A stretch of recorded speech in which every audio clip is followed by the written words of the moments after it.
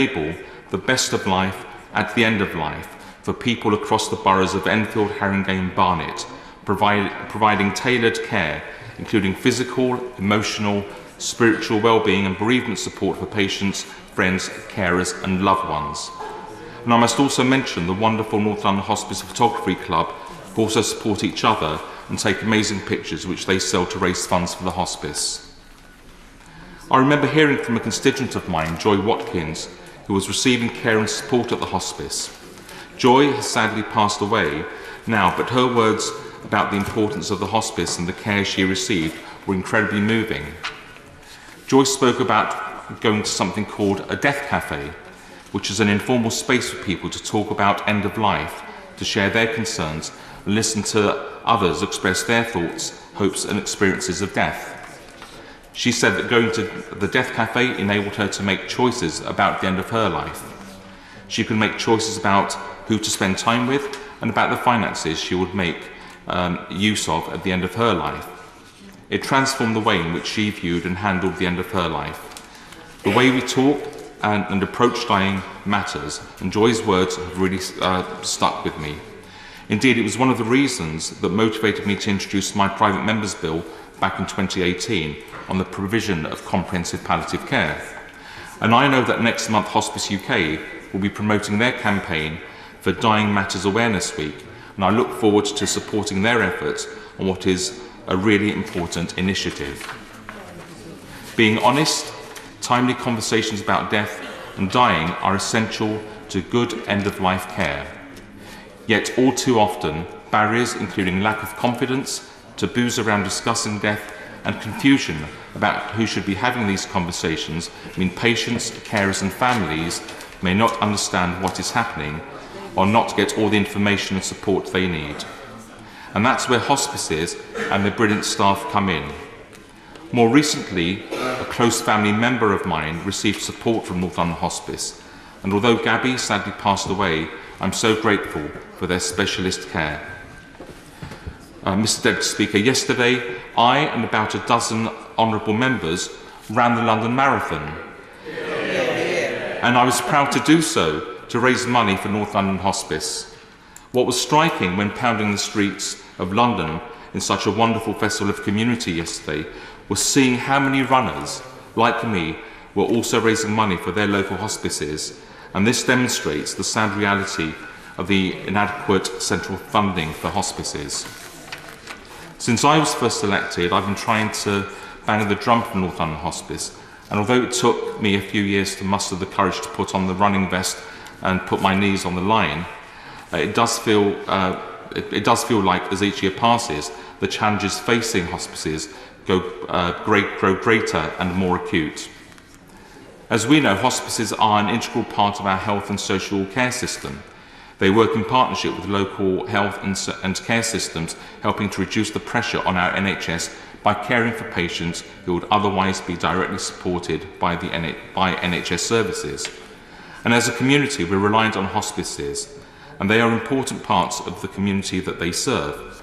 But hospices are also reliant on us for support too, through fundraising and donations, as they are largely charitably funded. On average, around 2/3 of adult hospices' income is raised through fundraising, such as charity shops and marathons. The figure is higher for children's hospices, which must raise around 4/5 of their income. I give way to the Honourable Member.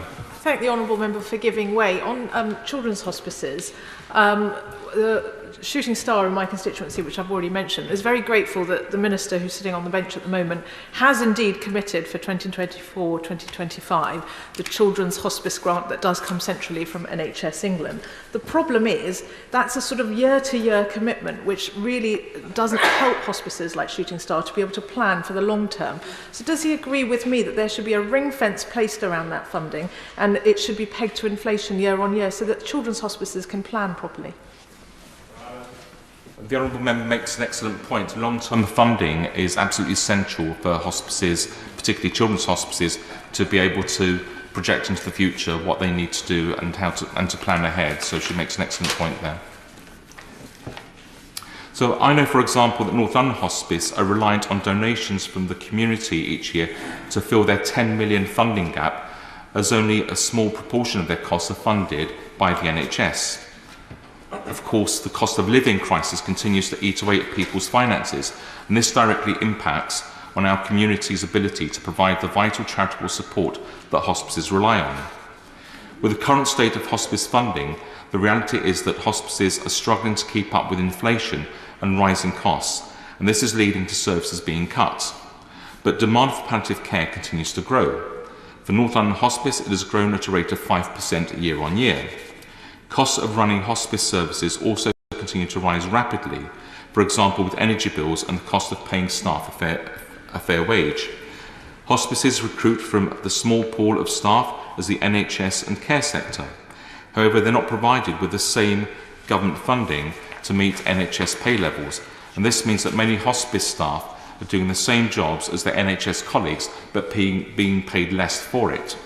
As a result, Hospice UK's figures suggest an 11% growth in payroll costs this year, which means around 130 million of additional spending, which is not met by increased statutory funding. As mentioned, these costs are not met with additional uplifts from NHS funding or contracts, and despite a legal requirement for integrated care boards to commission palliative care services that meet the needs of local population, the funding hospices receive from ICBs varies significantly across the country and means charitable donations make up much of their income. I give way. Thank you for giving way. As a former hospice fundraiser myself, what I did before I came here, I'm grateful for the honourable member to bring the debate. Part of the problem that I saw and I faced firsthand was that with pay rise and inflation, I was going out to private companies, trusts and foundations to increase pay within inflation, often finding that the hardest thing to fundraise for. The ICB was never very forthcoming in doing that, particularly when we would be entering into conversations with the ICB the year prior to the year being funded. So, thank you. My honourable friend makes an excellent point. It's hard enough to fundraise when you're fundraising for inflationary costs. That makes it much, much harder for fundraisers to do an excellent job for all our hospices and actually bring such an enormous amount of money together to make sure the hospices are run sufficiently adequately. Therefore, many hospices like North London Hospice will be continuing to operate a deficit budget for 2024-25, with shortfall being met from reserves. Indeed, Hospice UK estimates that the sector is on track for a 77 million collective deficit for the financial year 2023-24.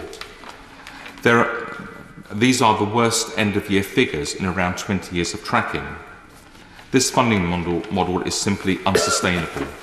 It will undoubtedly lead to hospices cutting back essential services for patients, and this is becoming increasingly urgent. We need to look at how hospices are funded in this country. The essential support they provide should not just be a voluntary service that is topped up by whatever fundraising is available. This is an integral part of our healthcare system, reliant on charitable donations. No other services are funded in this way, and it's unthinkable, for example, that maternity services will be left up to charities to plug shortfalls. So why is end-of-life care reliant on the kindness of strangers? It is really worrying, and I believe that we need to look at delivering a far more secure long-term model of funding that protects our hospices and partners them with the wider health and care system, because if we do not properly support our hospices, we're in danger of losing them. But I give way to the Honourable Member. While funding models are different across the UK, I wonder if he agrees with me, because you raised a point I have a bit of a concern with. The vast majority of hospices, like the two in mine, one of which is the largest and oldest in Scotland, St Margaret's of Scotland, the voluntary capacity of the Board of Management has allowed it to develop and, of course, increase its palliative care provision. Does he maybe agree that maybe what we should be looking at is a parity of esteem between the voluntary hospice sector and our differing NHS structures to have that equity of approach and investment? The Honourable Member makes an excellent point. I think we do need to look at what models work best for each different region. I don't know about the model that he's particularly talking about there, but I think we need to explore, we need to look at the long-term funding of hospices and what models work best for each particular hospice and each particular region. But he makes an excellent point there. I'm pleased that today's debate has shown that the strength of feeling on this issue, and that members have rightly highlighted the need for greater support and funding for hospices in the UK, and that's clear from the excellent speech that the Honourable Member made, as well as the interventions that have been made so far today. And I look forward to hearing from the Minister on the Government's response to the challenges that have been outlined. And finally, I'd like to once again thank everyone at North London Hospice for all their amazing work in my community and beyond, and also thank Hospice UK for all their advocacy on these issues and for their excellent briefings ahead of today's debate. Thank you, Mr. Speaker. Thank you very much. Peter Gibson. Mr. Speaker, it's a pleasure to follow the Honourable Gentleman for Enfield Southgate. Great to see him here after his performance yesterday in the London Marathon. I congratulate him on completing that. Mr. Deputy Speaker, it is a pleasure to be called to speak in this long-awaited debate, and I want to place on the record my thanks and congratulations to my honourable friend from Hastings and Rye for moving the motion. Mr. Deputy Speaker, at the outset, I want to put on the record my thanks to hospices around the country who have engaged with me in preparing for today's debate. And I want to thank the Hospice UK team, Toby, Katie and Olivia in particular, for their ongoing support to me and to the all-party parliamentary group for hospices and end-of-life care, which I co-chair along with Baroness Finlay of Llandaff.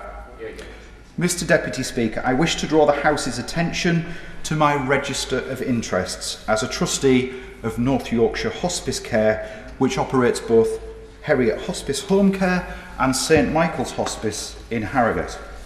I've served as a trustee of this hospice for over a decade and have seen the difficulties that the piecemeal commissioning causes to our precious hospices. To my mind, this debate is not simply about asking the government for more money. We know that there are serious public financial challenges post-pandemic. But this is an opportunity on the floor of the House to discuss solutions for the challenges our hospices face, and I must record my grateful thanks to the Backbench Business Committee for allowing us to have this debate. Seeing the number of members wishing to speak in support of their local hospices today is testament to how much value each and every one of our communities have for their local hospices. Mr. Deputy Speaker, this is a matter of life and death. The hospice movement is there to deliver good deaths. Now that might seem a strange thing to say, but palliative care delivered in the right environment, be that in a hospice, a children's hospice, or indeed in a person's own home with a hospice at home service, is a truly wonderful thing. Those precious final few weeks of a person's life are imprinted into our memories, and it is right that those who are dying and those who are loving, supporting and caring for them do so in an environment which is properly funded, commissioned, and which is capable of being able to plan and prepare now and into the future for that continuing care. Would my honourable friend give way? I'd be happy to give way. I thank my honourable friend for his contribution and the previous contributions, both of which have focused to some extent on palliative care and end-of-life care. I have two hospices that serve my constituency, St Andrews in Grimsby and Lindsay Lodge in Scunthorpe, and they provide an excellent end-of-life environment. Would you agree with me that if we are to diffuse the sort of movement towards encouraging assisted dying, we do need to ensure that our hospices provide a service that as an alternative to those who seem to be moving towards assisted dying as an answer? I'm very grateful to my honourable friend for his intervention. I have my own personal views about assisted dying, and I'm sure in the fullness of time this House will have a debate on that.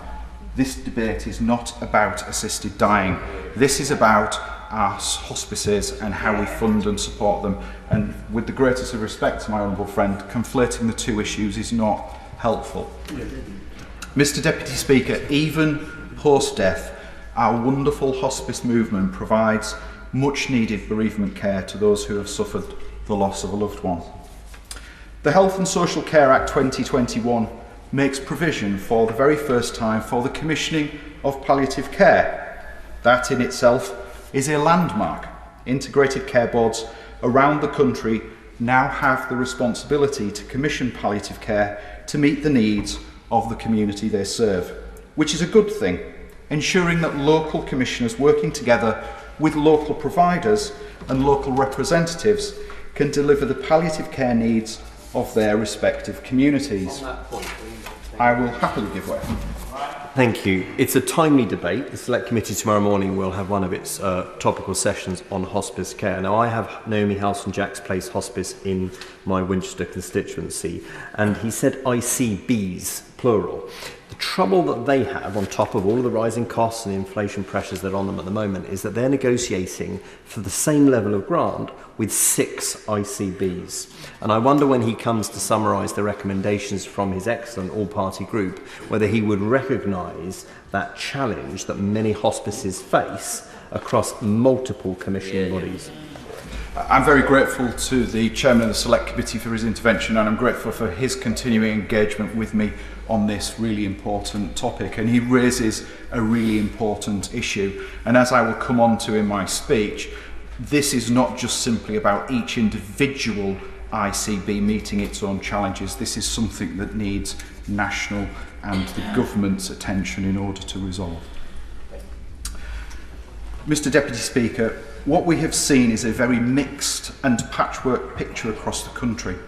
During COVID, the government stepped up to the plate, acted decisively and provided much needed financial support to the hospice movement, which not only prevented many hospices failing and collapsing, but ensured that much needed palliative care continue to be delivered around the country. The picture today, however, is one of immense challenges for our hospices. Many have failed to receive an increased level of support under their existing contracts with ICBs to meet rising costs of energy or staffing. This is at the same time as our hospitals face increased pressure for beds. It is a fact that one night in a hospice costs less than a bed night in a hospital. And whilst there are reasons why a person might need to remain in hospital, better palliative care can be delivered in the more appropriate surroundings of a hospice. Just last week, I met with the Chief Executive of Sue Ryder, Heidi Travis, who also serves as a Commissioner for Cambridgeshire and Peterborough ICB. It was interesting to learn that work is being undertaken to explore ways in which hospices can do more, either with the same level of funding or indeed in some cases less, but in order to explore those creative new ways of delivering hospice care, either through hospice at home models or through virtual wards. Full and frank conversations need to be had between hospices and their integrated care boards to truly explore the art of the possible. Mr Deputy Speaker, in the Tees Valley, I have been pleased to be able to bring together St Teresa's in Darlington, Alice House in Hartlepool, Butterwick Hospice in Stockton and Teesside Hospice in Middlesbrough on multiple occasions, collectively working with all 8 members of Parliament covering the Tees Valley to share a collective voice for the region, so that we can be a beacon of excellence in the provision of palliative care in the North East. Whilst the levels of uplift in funding for these 4 hospices from the North East and North Cumbria Integrated Care Board is simply not enough, the very fact that we are working together, they are working together, and they are meeting with the ICB is a sign of improving relations, and there is hope for the future. I do just wish to touch on the work of our children's hospices, which has already been mentioned by a number of members. They are an integral part of palliative care across the country, and I'm grateful for the engagement that I've had in recent weeks and months with Together for Short Lives. The NHS Children's Hospice grant of £25 million is indeed gratefully received by the sector from government. However, It should be guaranteed for a minimum of 3 years to enable those hospices to be able to be properly plan and commission their services. And it should be uprated in line with inflation each year. Furthermore, it must be ring-fenced so that where that money is passed through regional ICBs, the entirety of that money flows to the front line of those children's hospices. And I would specifically ask the Minister, in her summing up, if she can specifically address that point. Mr Deputy Speaker, in preparing for today's debate, I asked for information and evidence from Hospice UK in respect of hospices in each of the 4 nations of our country. St Michael's, the hospice of which I'm a trustee, is the local hospice care charity supporting people affected by terminal illness and bereavement across Harrogate.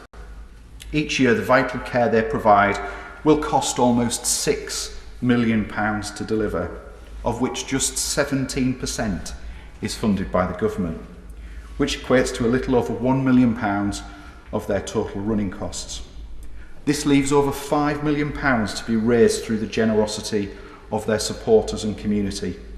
The rise in inflation has brought additional strain on their finances, which has been met with just a 1.2% funding increase from the ICB.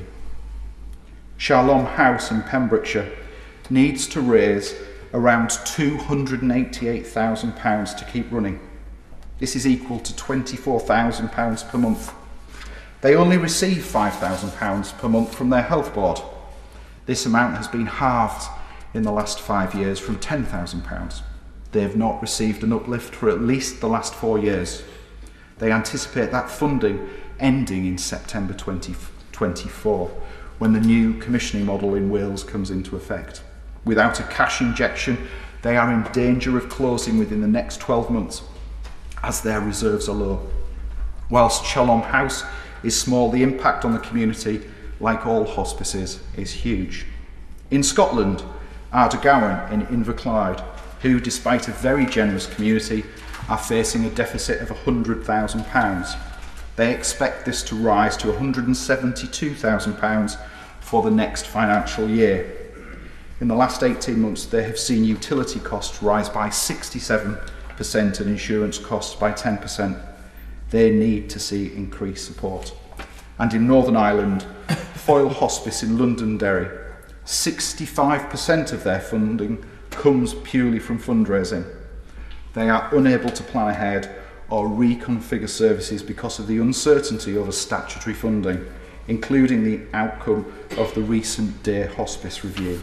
They have received some non-recurrent funding through the Cancer Charities Relief Fund, but may be unable to provide these highly valuable services when that funding runs out in March 2025. Mr Deputy Speaker, we are a compassionate and wealthy country.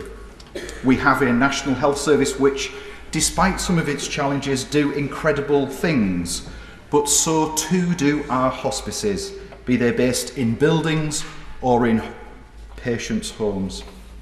Our hospices really must be seen as an integral part of our National Health Service. Philanthropy and charitable...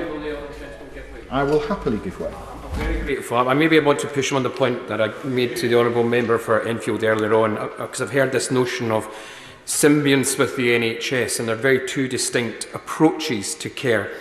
From my perspective, the palliative care sector at its best is because it's run as a voluntary local body, and I'm wondering if you maybe expand a wee bit more what he means by that kind of convergence with the NHS, because there is a fear in the voluntary hospice sector that what they have done to push palliative care forward could be held back by a more physical integration with the NHS. Member continues, just to remind everybody there's quite a bit of interest in this debate, and so if we could look to ensure that self-discipline as far as the length of speeches is concerned would be very helpful. Peter Gibson. Thank you, Mr Speaker.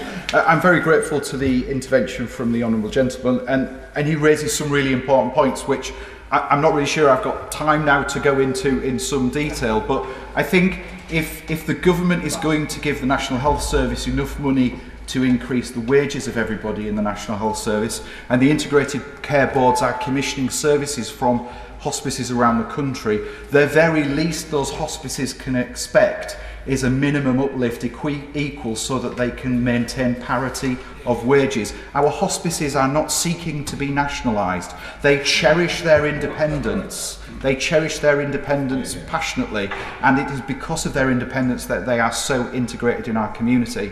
But if we are going to rely upon them to provide services, the least we can do as a society is meet the cost of those services that we are expecting them to provide. Mr. Deputy Speaker, mindful of your words, I will bring my concluding remarks to a close in a moment. Philanthropy and charitable giving have been the foundations upon which our wonderful hospice movement have been established. To my mind, their charitable status has enabled them to be flexible and develop outside of the NHS as a holistic pattern of palliative care. However, in the 21st century, it cannot be acceptable that funding is reliant on pensioners performing skydives, communities baking cakes to fund palliative care. Much work has been done, much work must be done by our ICBs and the government to map the demands and needs for palliative care across the country. And we must end this postcode-based patchwork of provision. It really is time that the government established a rapid task force to collaborate with the entire hospice movement and our integrated care boards to ensure that as a nation we have the best provision in palliative care to ensure everybody can have a good and peaceful death. Thank you very much. Colin Fletcher.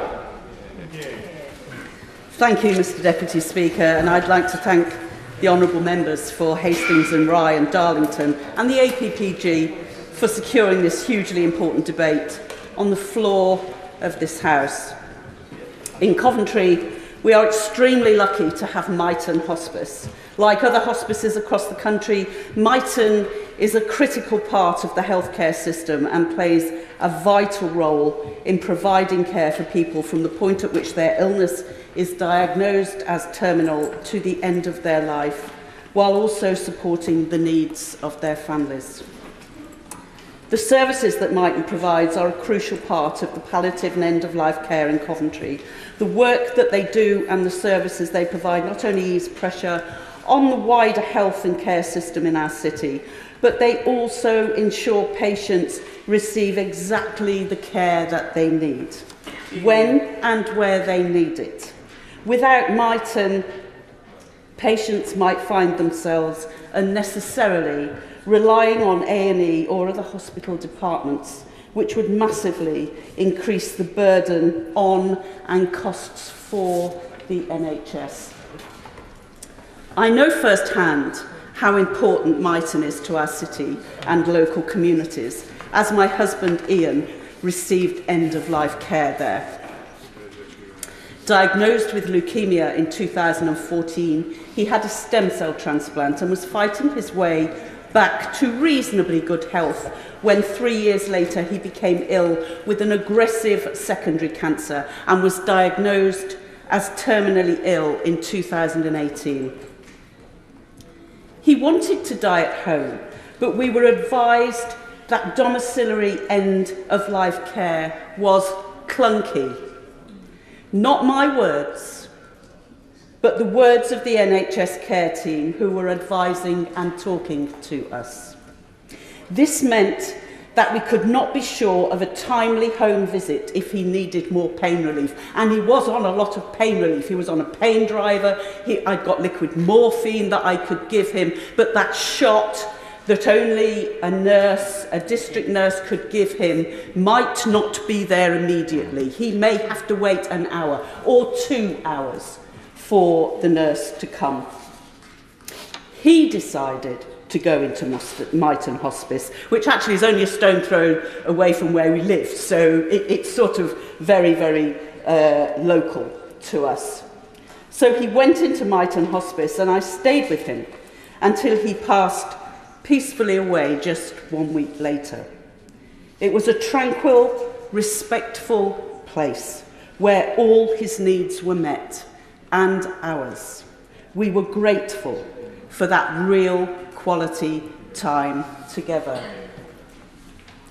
Just before Christmas, I went to an event at Migrant Hospice where I met with staff and the loved ones of those who had received palliative and end-of-life care there, and the people who helped fundraise to ensure Migrant can continue to provide their vital services. It takes just moments when speaking with people at such an event to not only understand the importance of the hospice sector, but also to recognise the huge funding challenges that it faces. We know the hospice sector's reliance on fundraising for much of its income brings with it significant risks, and those risks have been compounded in recent years, first by the pandemic and now by the cost of living crisis. As a result, the hospice sector is facing a perfect storm, with the cost of delivering their services increasing while charitable donations are volatile, and NHS funding is falling in real terms. Take Migrant hospices as an example. Just 20% of their funding comes from the NHS, and in real terms this is decreasing every year. This comes at a time when their costs are consistently increasing year on year. For the financial year 24 to 25, their running costs will be £14.3 million, and they will need to raise £11 million of that in voluntary income, compared to running costs of £13.25 million and raised voluntary income of £10.5 million last year.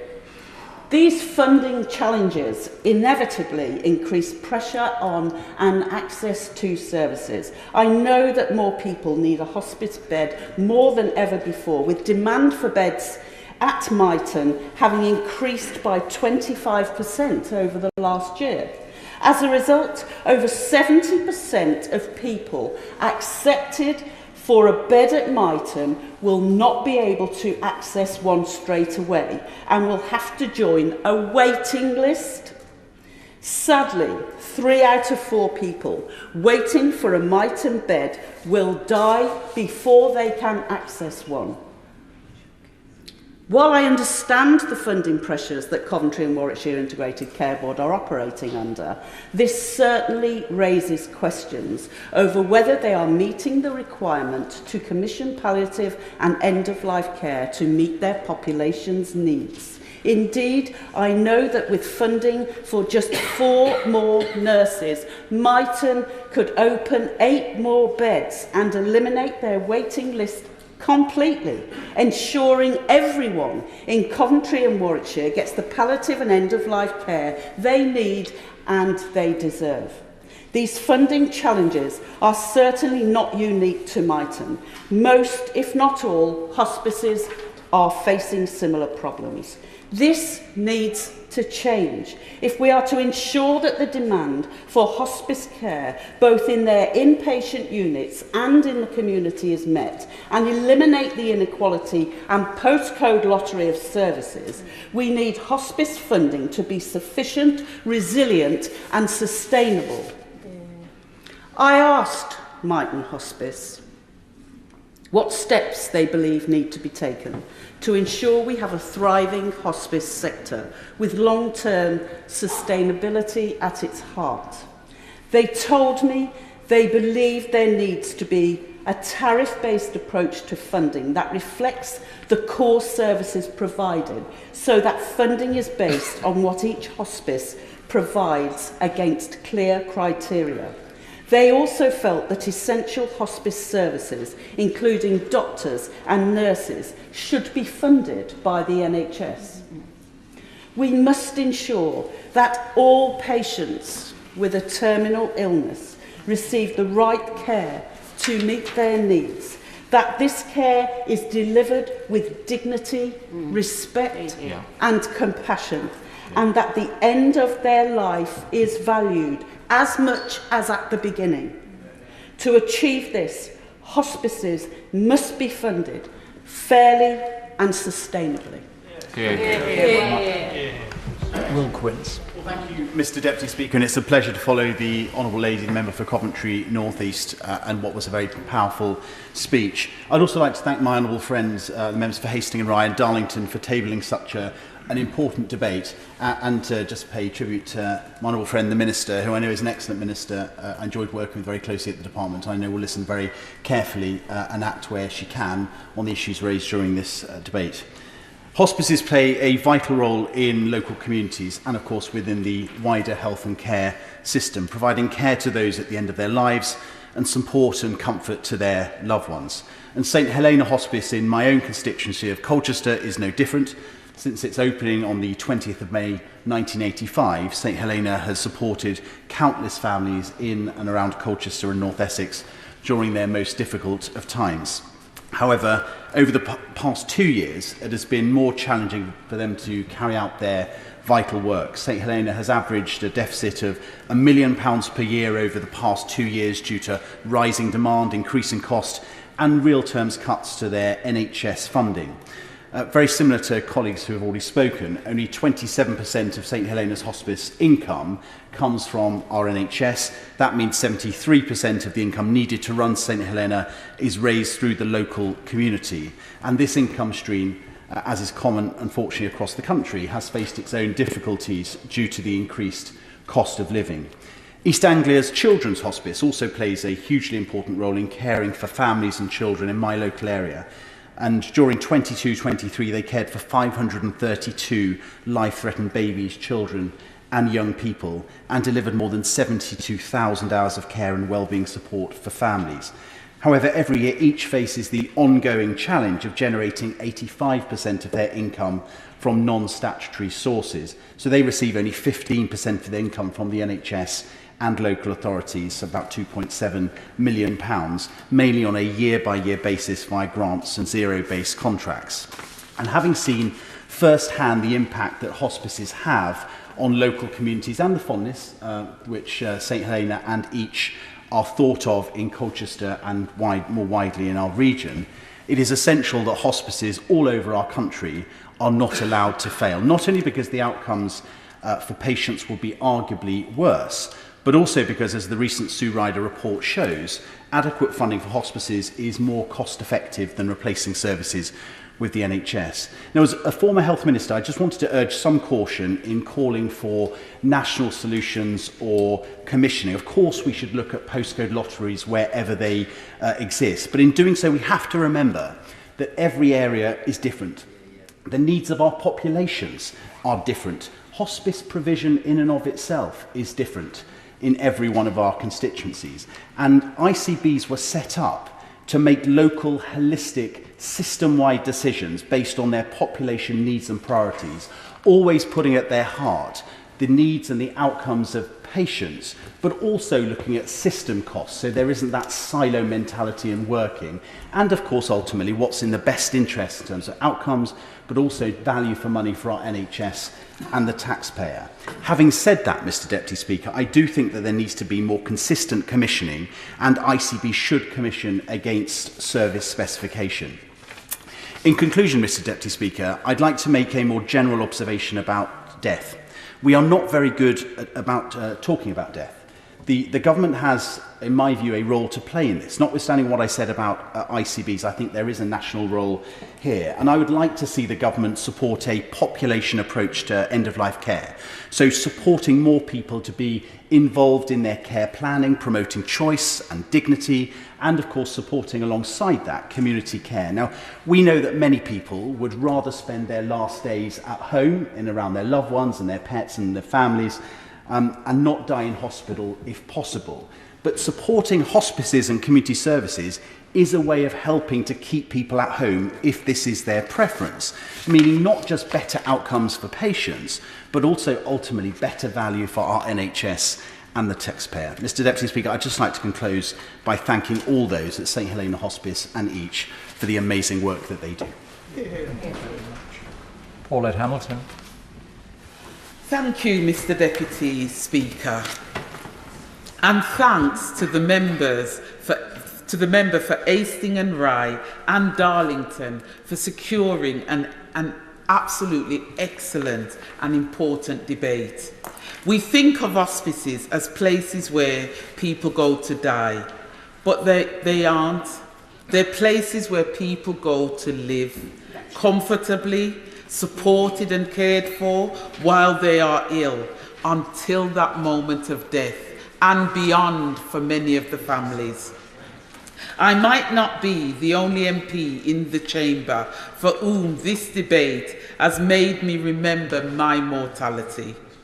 But I think we would all agree that when we come to that time, we want to be looked after by kind, supportive staff who can give us the care and attention we need.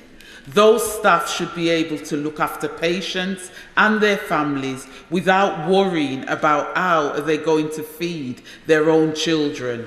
Rooms should be warm, and the directors of the hospices should be thinking about how can they support as many people as possible, not about when they are going to have to switch off the heating or turn someone away. Hospices across the UK provide care and support to 300,000 people every year and are absolutely vital to our health and social care system. Unfortunately, they are facing serious financial challenges and it's now become a postcode lottery for many of our constituents. I'll happily give way. Thank you. I thank my honourable friend for giving way, and listening to her impassioned speech and the experience that she brings to this House is valuable. The brilliant Keach Hospice serves so many in Luton North, and they do amazing work, not just in end-of-life care, but also vital bereavement support for everyone, including children. In the last year alone, Keach's energy costs have increased by £250,000. This, combined with the cost of living crisis, puts financial pressures on fundraising, which makes up 2/3 of their total funding. So does my honourable friend agree with me and others that we need sustainable funding models for hospice care, and failure to provide that risks much needed services in the future? Thank you for that intervention. I absolutely agree with what the honourable member has said. We absolutely need that, and as I go through my speech, I shall be agreeing with what you have just said. Thank you. The John Taylor Hospice in my constituency, which is run by Birmingham Hospice, does unbelievably important work to support my constituents and their families in Erdington, King's Standing and Castle Vale. The staff work day and night to make sure people are cared for while they are ill, and I couldn't be prouder to support them in this chamber today. And I must add that I've actually worked there in the past. Birmingham Hospice care for almost 1,000 local people with a life-limiting illness every day, and last year it cost them over 16 million to run their services, 40% of which needs to be recovered by fundraising income. Over the last few years, the hospice has seen a significant increase in costs, including the price of energy, food and vital medicines, and a shortfall in the funding for staff pay awards. At the same time, fundraising has declined across the hospice sector, with the cost of living crisis hitting poorer areas like mine the hardest. Birmingham Hospice is currently losing £200,000 a month, with inflationary costs and falling voluntary income. The only option they have to keep the hospice going is to reduce the services they provide. A reduced service will increase inequality across our city of Birmingham and across the country, where sadly more people will die in hospital or A&E as a result, when they could have had outstanding care at the hospice or at home with the support of the community team. The hospice is dedicated to ensuring that outstanding care at the end of life is available to all, but they have recently been in a difficult position of having to make essential staff redundant in order to maintain financial security. And this isn't just happening in Birmingham. Nationally, Hospice UK estimates that 100,000 people in the UK who could benefit from palliative care die without receiving it each year. Hospices play a huge role in alleviating pressure on our NHS, and I do not have the ability to reset their budgets on the 1st of April each year, as the NHS does. Instead, their deficits continue, and the very valuable care they provide to local communities like mine is at risk of being lost. I have worked in the health service all my adult life. When we speak about hospices, we very rarely mention the vitally important role they play in providing respite care and support and the family of someone who is, and support to the family of someone who's ill. I'm happy to intervene. Thank you for your contribution. It's wonderful, and the part you call the debate. Many people want to stay at home. I've stayed with 4 people right through to the death at home. But hospices give a different care than hospitals. If you go into hospital, you might not get into the hospice. We have 10 beds in the most beautiful hospice. It funds 71% from charitable donations. Not donations, fundraising. But if you're not in a hospice and you've not got the care at home, not everybody can do it at home. You've not got the families to do it, and you cannot always provide the care they need. You can end in a hospital for hours. Do you find that in your areas? You can get triage in an ambulance outside the hospital. You don't get the palliative care, you don't get the support, the families don't get the support. It is a completely different service.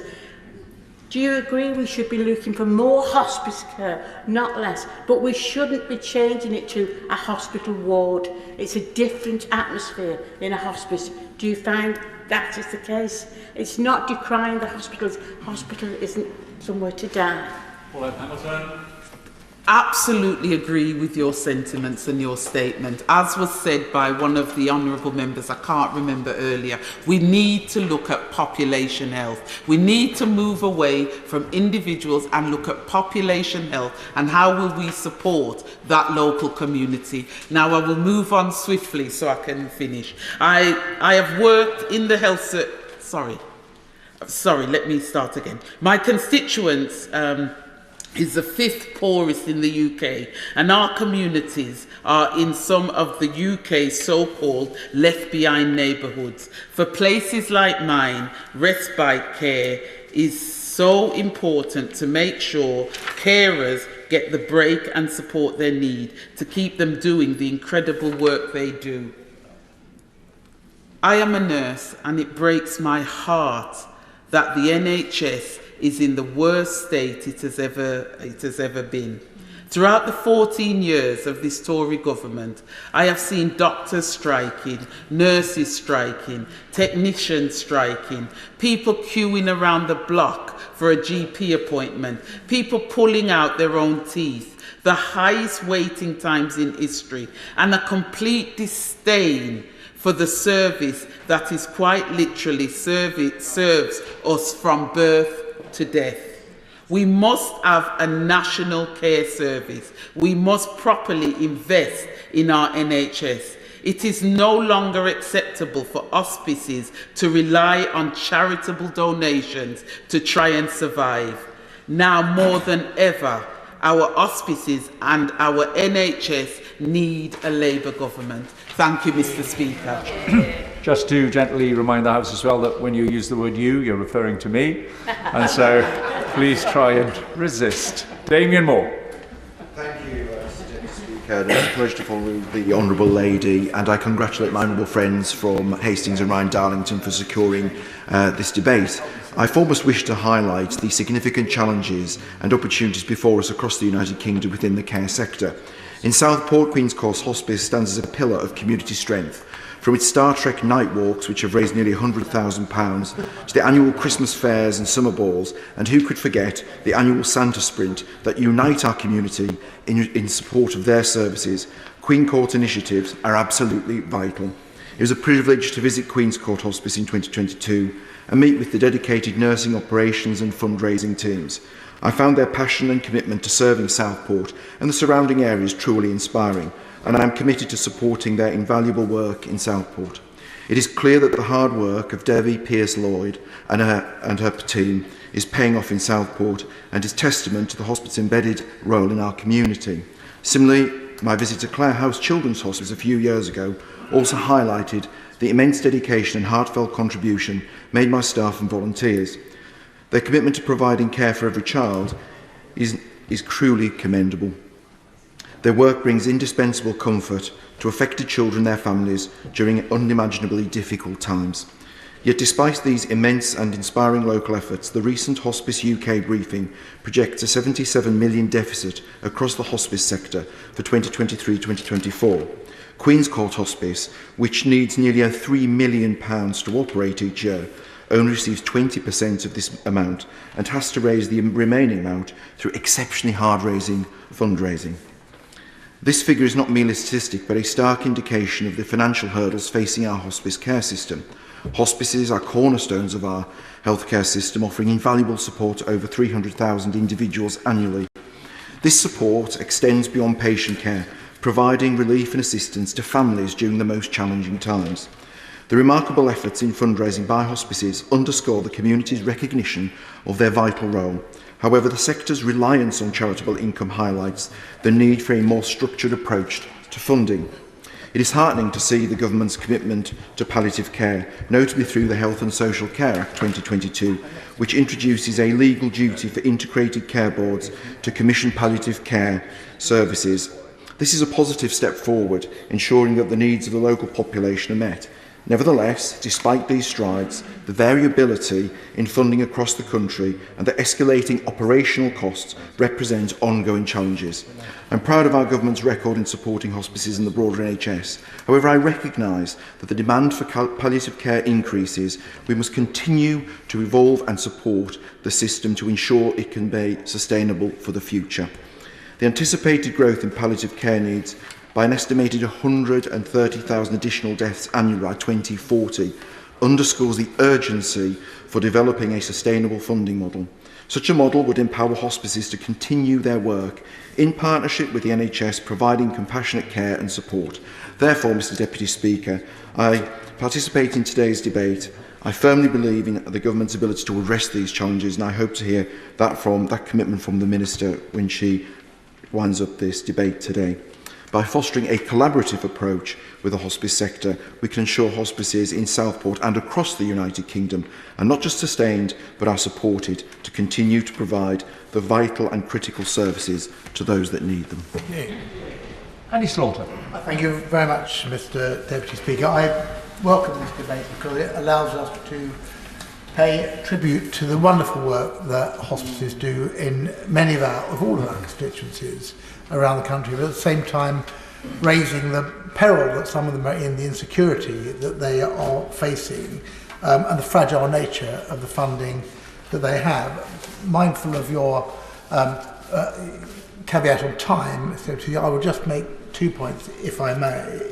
First is in relation to adult services for my constituents. These have been provided for many years by the Pembridge Palliative Care Unit, which is an adult community-based specialist palliative care unit just over the border in North Kent, and it is a fantastic place, and I've visited friends who have been dying there, and I'm aware of the wide range of services they have. It isn't just, or it wasn't just inpatient care, it's also telephone advice, it's also community care nursing and therapy teams.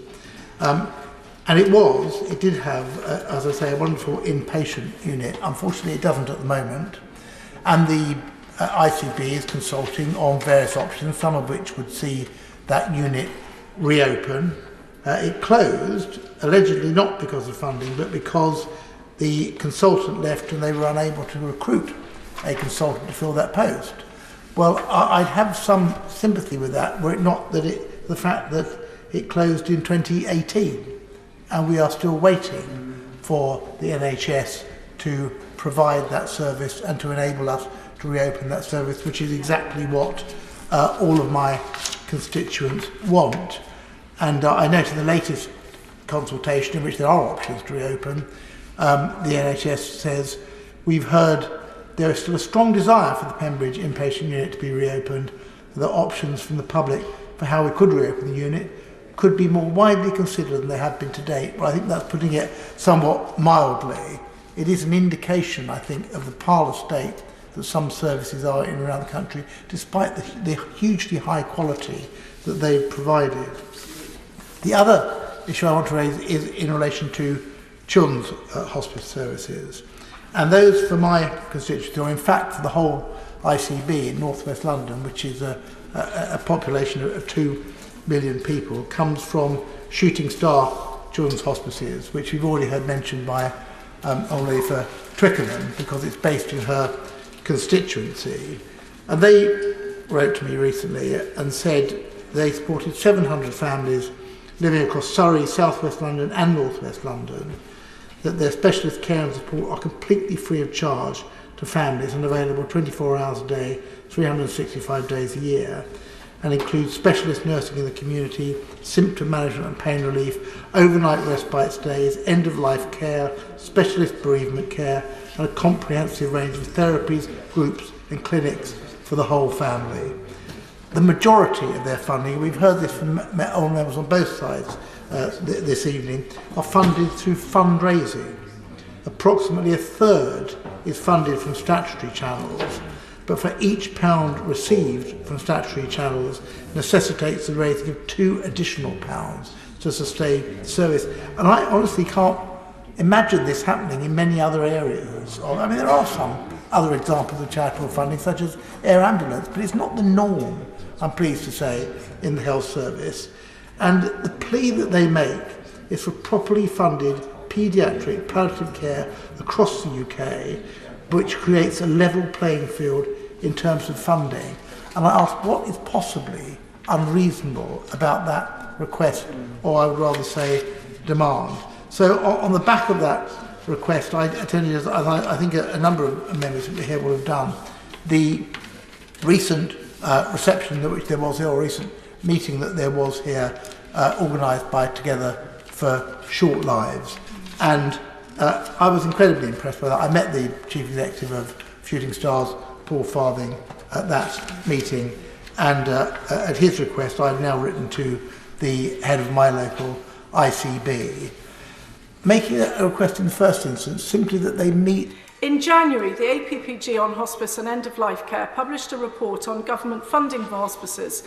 The inquiry found that despite the introduction of a legal requirement for integrated care boards to commission palliative and end-of-life care, ICB commissioning of hospice services is currently not fit for purpose, and the value they provide to individuals and the wider health system is at risk.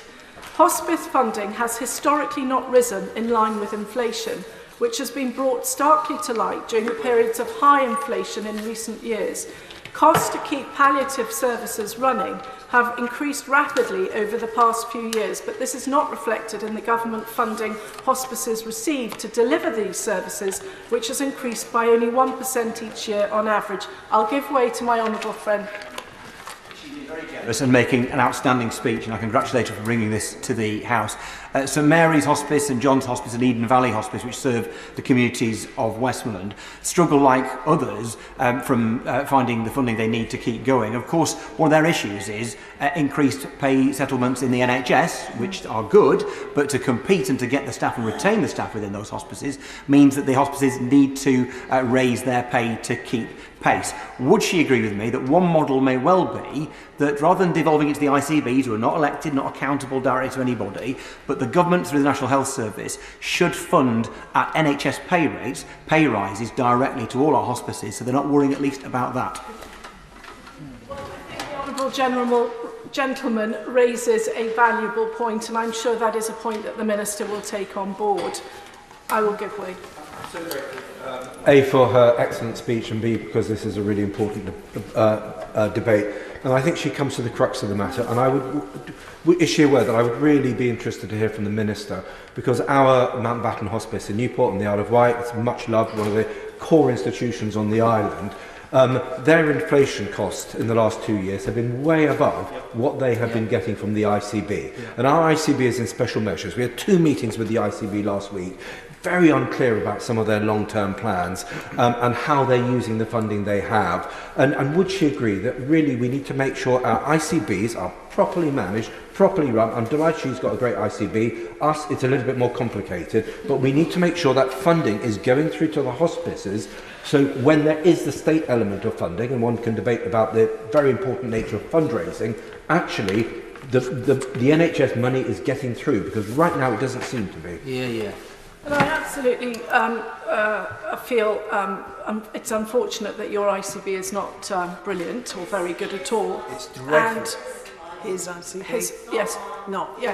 His ICB, yes, is not very good. Obviously, leadership, structure and a clear list of priorities is absolutely essential in order to deliver what the public needs. So, this significant funding challenges are particularly concerning in the context of increasing needs. Sue Ryder, a palliative and bereavement support charity, projects that demand for specialist palliative care service in England may rise by 55% from over the current decade, and this rise in demand is due to several factors, including increased mortality rates and a growing desire by patients to die at home rather than in hospital. It's clear we need a commitment from government to fund a much higher percentage of total palliative care costs than is currently done to ensure the sustainability of the hospice sector and the vital services that hospices provide in the medium term. ICBs cannot commission specialist services without the funding to do so. The APPG's report made a number of recommendations to government, the NHS and local authorities. On funding, the APPG recommended the government should produce a national plan to ensure the right funding flows to hospices and conduct or commission a piece of work to understand the costs of providing different models of palliative care and end-of-life care. And it also called for government funding to address immediate pressures of paying increased staffing costs for hospices, and said ICBs must ensure uplifts to hospice contracts which are equable with uplifts received by NHS-run services. I will give way. Thank the Honourable Lady for Hastings and Rye for giving way. We have a hospice care centre in Belfast. It gives excellent work to those who have the Marie Curie who have cancer. But does the Honourable Lady agree as well? Well, it's very important to have the financial part in place, and without it can't go on. But it's also important to have the faith aspect of it as well, because many people who have to visit the hospice care are on their last journey. Ever mindful that the last journey is not in this world, but the next world is the one that matters.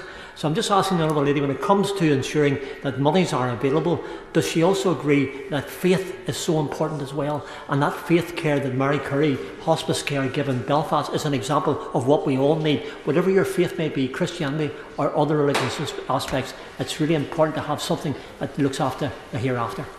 And thank you, my honourable friend, for his intervention. And faith is very, very important for so many people. But also, if you don't have a faith, there is a spiritual aspect that needs to be looked after as well. So I know my honourable friend for Darlington will cover the report in more detail. Hospices need to be able to plan and invest in their services and develop and train specialist staff, so they need to know in advance how much funding they're getting. Hospices face training and recruitment issues, so worrying about being able to even provide an adequate service due to funding restraints should not be another one. My goddaughter is a young doctor who wants to specialise in palliative care, which is really remarkable for a young person, but we do need more young people. We need more medics, nurses and occupational therapists and so on in this growing area. And at least a 3-year funding cycle is required, as it would allow hospices and palliative care providers to plan accordingly. Finally, I'd like to conclude with a worrying Hospice UK statistic. They estimate that the end-of-life care sector is on track for a 77 million collective deficit for the financial year 23-24. This would represent the worst end-of-year figures for the sector in around 20 years of tracking. These losses are not sustainable, and our right to end-of-life care is now at risk unless immediate action is taken. Our hospices, palliative care and end-of-life services need to be properly funded. And could the Minister outline what steps she is taking to ensure that this happens? Thank you. The question is, as on the order paper. Vamos Sharalambu. Madam Deputy Speaker, and I wish to thank the honourable members for Hastings and Ryan Darlington for securing this very important debate today. Hospices do incredible work. In communities across the country, hospices provide care to hundreds of thousands of people every year, providing essential palliative and end-of-life care. The service that hospices deliver are absolutely crucial to improving the quality of life for people in their final weeks and days, helping to provide a dignified, comfortable and compassionate end of life. This support is not just vital to people at the end of their lives, but also to their family and friends. End-of-life care impacts not just the patient, but all their loved ones, and the specialist support hospices provide patients in their final stages of life and their families who are watching them pass away without suffering or pain is immeasurable. And that is why hospices are so important. In my constituency of Enfield Southgate, we're lucky to have a facility of the incredible North London Hospice, which has been caring for people since 1984. Their health and well-being centre in Barrowell Green helps to enable the best of life at the end of life for people across the boroughs of Enfield, Haringey and Barnet, providing tailored care, including